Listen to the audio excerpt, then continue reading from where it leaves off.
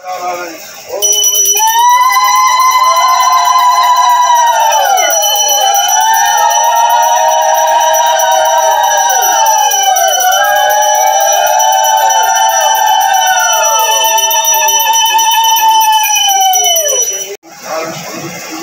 সমিতিৰ সকল কৰ্মীক শুভেচ্ছা প্ৰীতি আৰ শুভেচ্ছা জানালো। আমাৰ এই চাক পূজাটো হওয়াৰ পিছত তাৰ পিছৰ পৰাহে এবাৰ কি হয় এই ইয়াৰ কামখিনি আৰম্ভ হয়, শুভাৰম্ভ কৰা হয় পূজাৰ যোগেদি। আজিৰ দিনটো পূজা হ'ব, তাৰ পিছৰ পৰা আপোনাৰ পিছদিনৰ পৰা এইটো কামটো চলি থাকিব।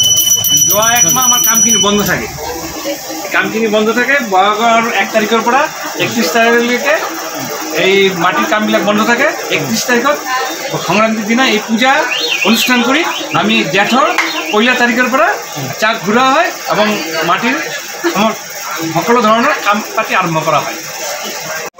31 বহাগ 1431 আমি লালমাটিস্থিত রুদ্রপালের বাসগৃহত বিশেষ আমার পরম্পরাগত আমার রুদ্রপাল সমিতির সম্প্রদায়ের পরম্পরাগত চাক পূজা উদযাপন উপলক্ষে ইয়াতে সমবেত হয়েছো। এই চাক পূজা আমার রুদ্রপাল সম্প্রদায়ের একটা ঐতিহ্যবাহী অনুষ্ঠান। এই অনুষ্ঠান বর্তমানে কিছু পরিমাণে হলেও স্থগিত হয়েছে।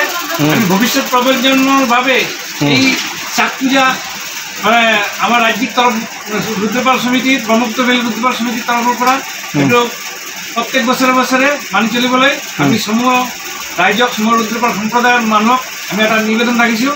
এইটো আমার ঐতিহ্যগত পরম্পরা, এটা যেন বজায় থাকে এই বিবেচনা করি। আর এই চাক পূজা হৈছে যে চাক, এটা হচ্ছে যে বিষ্ণুর চক্র আর যেটো লাঠি দিয়ে চাকটা ঘুরা হয় এইটো মহাদেবর ত্রিশূল হিসাবে ধরা হয়।